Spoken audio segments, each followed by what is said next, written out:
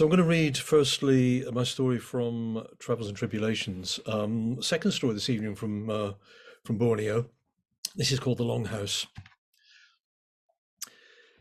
Cam led me along the walkway between the wooden buildings of the Longhouse. The sun shone directly overhead, and the bamboo planks burned through the thin soles of my shoes. I followed close behind and watched the sweat seep from his hairline and run down the back of his neck, darkening the collar of his shirt. When we passed an open door, he clapped his hands at a yellow shape lying under the porch step. "Look," he said, "even the dogs want shade on a day like this." Everyone else in the group had gone whitewater rafting, but as I'd asked Cam a lot of questions about himself and his family, he offered to show me his home, and I wanted to spend more time with him, so I was happy to stay behind.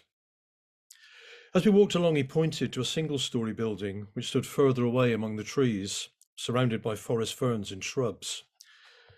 "An Englishman lives there," he said. "He married a woman from our village and built that house for her." "What does he do here?"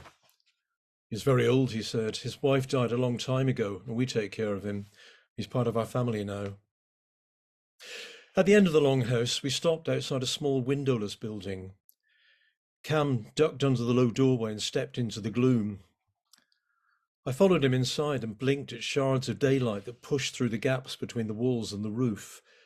He stood with his back to me, muttering rhythmically under his breath.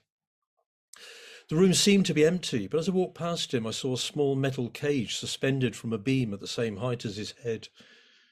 His hands were raised, palms upwards, and he was staring at the white face of a human skull behind the bars. When he finished speaking, he took a key from his pocket and unlocked a door at the side of the cage. He took the skull and held it out in front of him, looking at it closely from all sides. "I had to apologize for disturbing him," he said, "to show respect." "Who is it?" "I don't know for sure," he said. "One of our ancestors, I think, or maybe an enemy from an old battle," he said with a smile. "We're Christians now and pray in church, but it's important that we keep our traditions." And Cam rolled the skull gently around in his hands. He looked very still and calm, as though he was thinking of things far away from his work as a tourist guide, driving a minibus and learning languages at night school. "Is there just the one?" "There were others," he said, "but they were stolen. That's why we keep him in this cage. We look after him and he protects the Longhouse." The skull glowed in the darkness of the room as Cam caressed it, and I wanted to hold it in my own hands, to feel the smooth surface of the bone.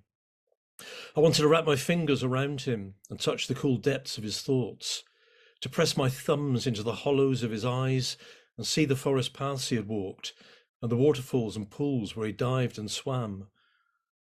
I wanted the sharp edge of his jaw to draw blood across my palm. "Can I hold him?" I said. "No," Cam said. "You don't know the words." "You can teach me the words, Cam." "No, only the shaman can teach the words, and he's not been here for years." Cam put the skull back in its cage and turned the key, and we went outside into the blaze of the afternoon. My polo shirt and chinos were damp with sweat, and my shoes were beginning to blister my heels.